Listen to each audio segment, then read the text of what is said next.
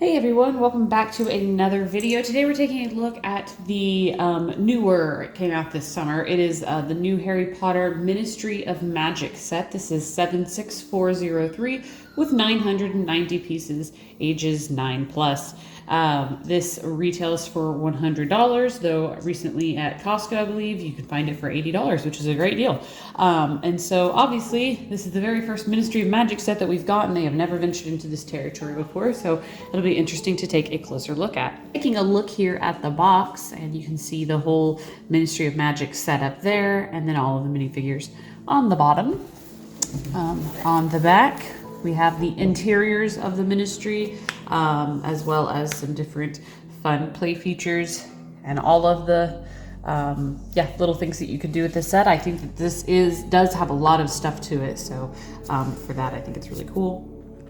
All right, so starting out with the minifigures, we get 9 of them in total, 10 if you count the cat or if you count the statue in the back. But we'll just start from the back. We have, this is Pious Thickness. He is the new minister in the Deathly Hallows, specifically later in part 1 even.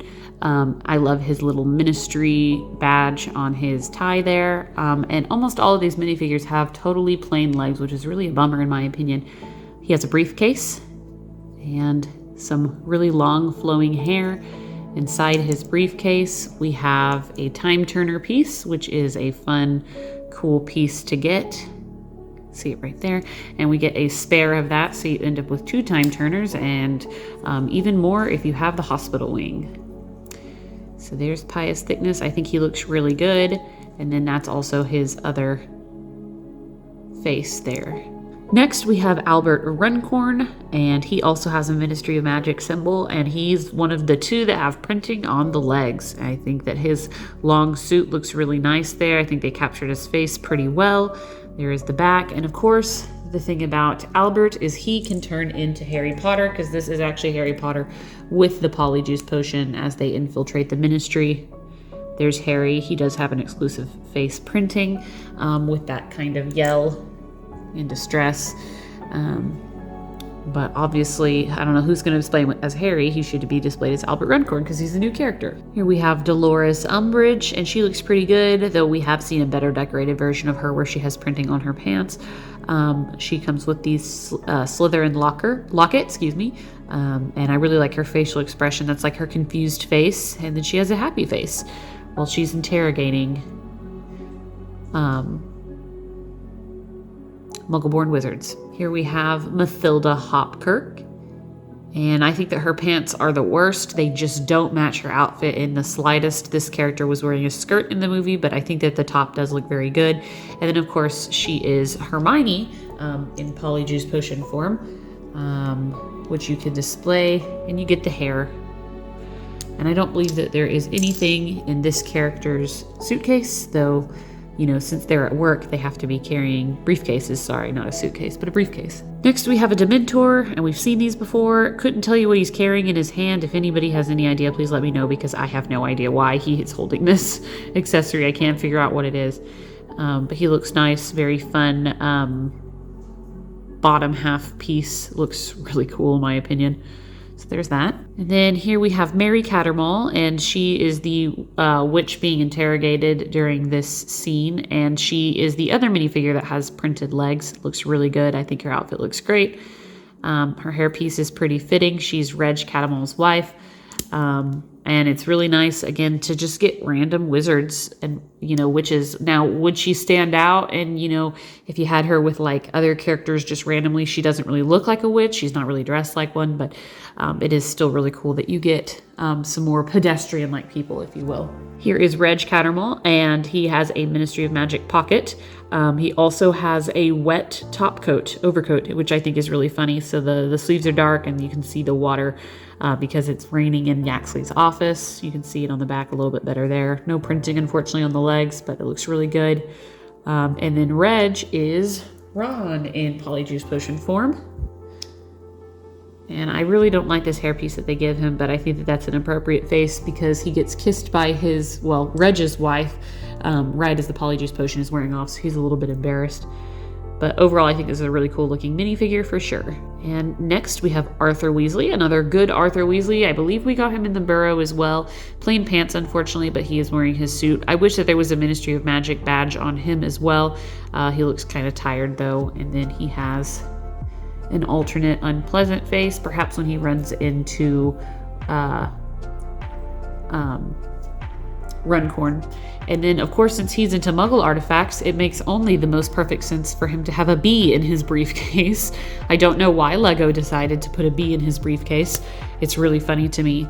But yeah, you get a bee piece. And lastly, we have Yaxley, and he also has a Ministry badge. It looks really nice. I also like his little pocket watch that he has. There's the chain for it with a little tiny skull. Very, very magical looking. There's the back. He has the old Pirates of the Caribbean hair, and I think he looks overall pretty good. They missed an opportunity to give him a dual face. I'm not sure why they didn't, but nonetheless, it does look like Yaxley to me, in my opinion. So pretty cool minifigure. And then we get a new Patronus. This one is the cat. This is Dolores Umbridge's Patronus. So that's pretty cool. Slowly gathering up Patronus animals. Made in translucent glitter. Taking a look at a couple of the accessories from the Ministry of Magic that are like standalone before we actually get into the build itself. We have a couple of note airplanes that fly around. These are supposed to, be buzzing around the Ministry constantly, and they just are memos, and they're folded into paper airplanes. Very simple build, but I think that it's pretty effective there. We get the telephone booth, which looks really nice. You could definitely put this in, like, if you have like a Lego city or something, you could put that in a Lego city very easily. I think the build for it is pretty nice. The door opens, and there's a telephone. And it looks really nice. Again, I think it's really cool. This is a printed piece as well, so that's really cool that they gave that to us and didn't make it a sticker, though the telephone options are stickers there. And then we have the fountain, and the fountain got a lot of grief because it is really plain. It's very small. This fountain's supposed to be mega grand, but I actually don't mind it. I think that it's fine. In scale with the Ministry of Magic set that we have, I think it works well. We get another gold figure with some gold frogs and gold leafing. I think it looks pretty good, honestly. I don't have very many complaints. It is a bit small, but that's all right. We can't all be perfect. And then, of course, the Ministry itself, which, as you can tell, in this build is 3 levels tall. And we have lots of fun detail. We have some stickers, a banner, some green smoke. Very interesting overall. Now you can take apart each of these sections and kind of make it as tall or as wide or what have you as you want. The way I will display it will probably it'll probably just be 2, and I'll take off the top offices and put them kind of behind to give it maybe some forced perspective. I'll have to play around with it to know for sure. We also have these are the like little distracto little bomb things that Harry puts off when he's trying to sneak into Umbridge's office. And so yeah, let's go ahead and we'll begin. We'll take a look at the fronts, then the backs. So checking out this level first, as you can tell, there is some tubing. I really like the dark green and red. I think that they accent really well, and it's just very like shocking, but in a good way. And I think that it represents the Ministry of Magic really, really well. I do have to say, while this is sort of an odd build because it's kind of just a facade, it is more than we've ever gotten with the Ministry of Magic. So I'm really happy about that. This first one here has a play feature around back that launches these newspaper bundles of Undesirable Number 1. We get 4 of these tiles, and they are printed. They look pretty cool. I'll show you the workings when we flip around to the back, but basically they just punch those out, and you can remove these too if you prefer. And then going up, we likely have the same Undesirable Number 1 hitting the windows here. Those are printed window tiles, which is cool, and we have 2 clear ones. I really like that aspect. I think it's very, very neat. And then we just have a standard office up here and the little topper, which you can remove this topper if you need to take off a modular level. And again, I think it looks really, really cool. So on to the next side. So here we have a fireplace, and I think that they did pretty good with this.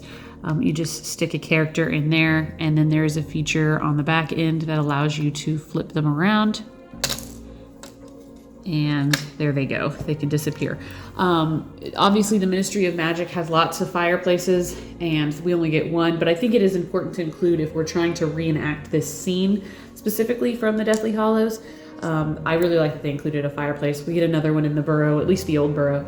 And I like the accents of gold, and obviously the green flue powder fire is really cool, and I'll show you how the function works when we get to the back. Right above that, we have another office, then another office, and then the same topper, which matches on both sides. This banner, unfortunately, is not double-sided, and it kind of wiggles. This is a sticker, and it looks slightly crooked now that I have it on. Turning the set around, on this very top, we have a desk so high up in the air, I'm not really sure. I guess they just needed something to put there. It's kind of funny, but yeah, a little stickered piece for the typewriter there. And we'll take a look at the offices on the back. So this one here is the fireplace, and you just pull this little gem right there and it clips it on the back. There's nothing super fancy around the back because it has to hold this play feature. So it's basically like the two bottom levels are play features, and then we have interiors, and you can pull the items out of the interiors if you want. Especially if you're like playing with it or a kid is playing with it. Here is the interrogation desk that Umbridge can sit at, and everything is just kind of on, everything is on a very loose stud system so that you can just pull it right off. And so you can put Dolores Umbridge, I dropped her locket, but that's okay, right there if you want. I believe her cat sits here, and that works perfect. This is a sticker piece. We have another sticker piece. So here she can be. You really gotta work her in, just she barely fits, and you can't see her face. It's actually cut off, which is really disappointing. You might be able to lean her forward just a little bit, but I do not like that when she's sitting in there you can't see her, because they did make it where you can fit all of the accessories in, so you can even put Mary in the chair there, but you can't see the top of Dolores' face, which is actually really disappointing. I don't like that. Up here is Dolores Umbridge's office, if you could not tell, with the little cat plates and pictures. I actually think it's really cute. I like the pink that they added to this room. And then there is a ministry paperwork right there, which is a sticker. And overall looks really good for being such a tiny, tiny build inside this ministry. On this side, this is where you push out those undesirable #1 little pamphlets of magazine. You just push these and they shoot out. This next floor is the Hall of Mysteries. It's the one with all of the like little prophecies. Hall of Prophecy, I think is what it's called. And so this is actually pretty neat. There is a little handle here to make this fall out.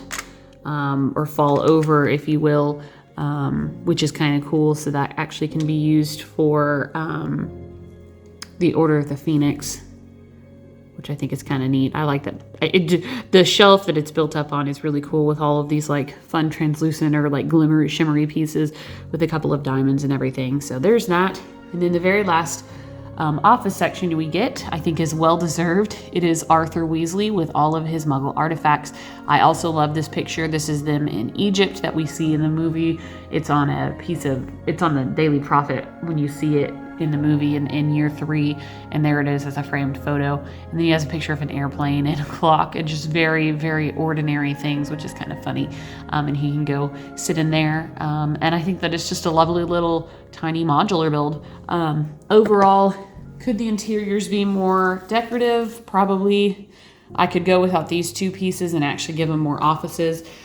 This also would be kind of a cool set to expand upon. I don't see them doing that, but like it would be cool if we got like another set of 6 to kind of like put behind them to do that forced perspective. But all of these are modular, so you can take off the top with a little bit of effort there. The top is connected together. Yeah.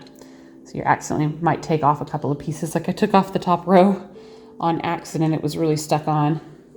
But yeah, you can take off this top section here, and then each of these levels can come apart as well. So my idea is to make, of course it's not as grand when it is shorter like this, but in terms of storage, at least it gives you space depending on how you have your display set up, on how you can display it. I mean, if you don't even have this much height, you can bring it down to 1 level, and then